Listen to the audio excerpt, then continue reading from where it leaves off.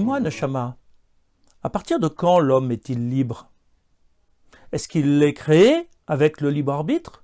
Ou est-ce que cette liberté est la conséquence de sa sortie du jardin d'Éden?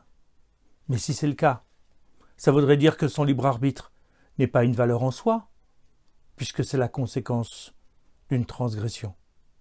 Comment tout cela est-il cohérent avec la valorisation que nous avons du libre arbitre? Ego, je te propose que nous relisions ces quelques versets de la Genèse qui se trouvent au chapitre 2. Ce qu'il faut bien comprendre dans le projet divin, c'est que l'homme veut un partenaire qui soit responsable, un être libre qui choisit cette relation et ce partenariat. Or, lorsque Dieu crée l'homme, il le place au jardin d'Éden, avec une seule consigne, pour le cultiver et pour le garder. Qu'est-ce que ça veut dire? L'homme n'est pas un jardinier, c'est un jardin qui n'a pas besoin d'entretien. Donc que vient nous dire ici Akadosh Baruch Hu? Que signifient ces deux termes? Cultiver veut dire entretenir la relation particulière de proximité qu'il y a entre Dieu et l'homme dans le cadre de ce jardin d'Éden. Le garder, ça veut dire tout faire pour que cette relation, cette proximité ne soit pas abîmée, ne soit pas détruite par le comportement de l'homme. En termes de jardin d'Éden, cela se traduit par deux commandements qui sont donnés à l'homme. Le premier, tu mangeras de tous les arbres du jardin. Le second, mais de l'arbre de la connaissance du bien et du mal, tu ne mangeras pas. Manger de tous les arbres, c'est consacrer ces arbres, leurs fruits. C'est-à-dire faire en sorte que la matière qui est constitutive de ce jardin soit élevée dans une mission spirituelle. C'est ce que nous faisons encore aujourd'hui lorsque nous énonçons des bénédictions. Par les mots que nous prononçons, nous orientons, nous consacrons cette matière que nous allons consommer pour le service d'Akadosh Baruch Hu. A contrario, manger l'arbre de la connaissance du bien et du mal, c'est d'une certaine façon la détruire. Car consommer la connaissance, c'est la détruire. Elle n'est plus face à nous. La connaissance, nous devons l'analyser, la travailler, la rechercher, l'approfondir, de manière à bien posséder les deux concepts que sont ceux du bien et du mal. Organiser notre vie par rapport à ces concepts-là, à ces valeurs, mais non pas à croire que la connaissance du bien et du mal que nous découvrons aujourd'hui dans le texte de la Torah, c'est quelque chose qui peut se consommer. Et si on le consomme, il nous appartient, il est constitutif de notre être, et alors cela nous éloigne d'Akadosh Baruch Hu. Face à la connaissance, nous devons la rechercher, mais pas la consommer. Dieu attend donc de l'homme qu'il choisisse entre ces deux éléments. Manger le fruit, c'est considérer que ces deux concepts de bien et de mal seront à l'intérieur de nous. C'est-à-dire qu'ils vont pouvoir s'exprimer sous forme de deux tendances, vers le bien et vers le mal, à partir de nous-mêmes.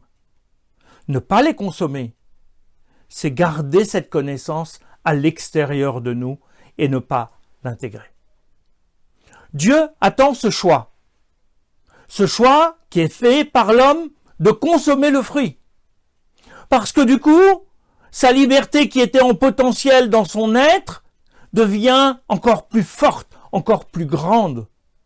Parce que, ayant en lui-même ces deux tentations du bien et du mal, il va en permanence être amené à choisir entre ces deux valeurs et construire sa vie et sa relation avec Akadosh Baruch Hu entre ces deux valeurs. Ce que nous gagnons par ce choix, c'est la prise de responsabilité. Bien sûr, ce choix nous éloigne du Gan Eden momentanément. Il nous oblige à sortir. Parce que dans le Gan Eden, c'est le lieu de la relation directe et permanente entre l'homme et Dieu, donnée par Dieu. Sortir du Gan Eden, c'est construire cette relation sur terre avec notre responsabilité et nos moyens humains pour pouvoir recréer cette proximité avec Dieu. C'est ce que nous appelions la construction du temple. Créer ce lieu de la proximité avec Dieu ici et maintenant sur terre. Alors il n'y a pas là de péché originel. Nous ne sommes pas dans cette lecture de saint Augustin au IVe siècle, qui ensuite était reconnue par la société occidentale. Parce que cette lecture, qui n'est pas juive, considérait que finalement, la création d'Akadosh Baruch Hu a échoué depuis le départ. L'homme s'est perverti. Il n'a pas compris la chance qu'il avait et il a tout gâché. Il serait dans la faute depuis, de génération en génération. Mais non. Dieu n'est pas un potier face à qui la matière résiste. Il n'arrive pas à faire ce qu'il veut parce que la matière dicte sa loi. Mais alors, c'est pas de Dieu qu'il s'agit. La créature aurait totalement échappé au contrôle du Créateur et au projet divin. Ce n'est pas notre lecture. Si c'est ainsi, Neshama, puisque Dieu veut que nous sortions du Gan Eden, puisque Dieu veut que nous ayons ce libre choix, alors, pourquoi cet arbre? Pourquoi l'interdiction de consommer cet arbre? Pourquoi faut-il que toute cette scène ait l'impression d'une transgression, alors que c'est ce que Dieu attend de nous? Ego, il faut bien comprendre que pour trouver ce que l'on cherche, il faut savoir ce qu'il y a à chercher. C'est le manque, c'est la perte qui anime l'homme, qui le met en chemin et en travail pour trouver ce qu'il a perdu. C'est parce que nous avons fait l'expérience à l'époque de Adam Arishon, de ce vécu de proximité avec Akadosh Baruch Hu, qu'il nous manque maintenant. Que le Gan Eden, tel qu'il est décrit dans le texte biblique, nous fait envie. Que cette proximité crée chez nous une énergie pour la retrouver à l'époque messianique dans cette relation particulière de partenariat avec Akadosh Baruch Hu. Mais nous n'allons pas la retrouver comme nous l'avons laissée. Nous allons la retrouver après le détour que nous avons fait dans la liberté choisie, dans le libre arbitre, dans la prise de responsabilité, dans la possibilité de ne pas vouloir retourner au Gan Eden.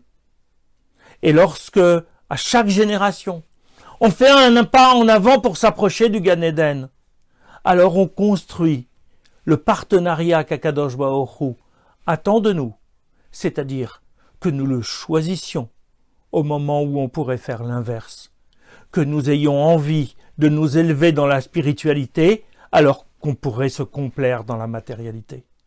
Dieu attend cet itinéraire responsable de l'homme pour être un vrai partenaire et pas dans un monde qui est donné, mais parce qu'on l'aura mérité, grâce à notre action, grâce à notre observance de la Torah et des mitzvot.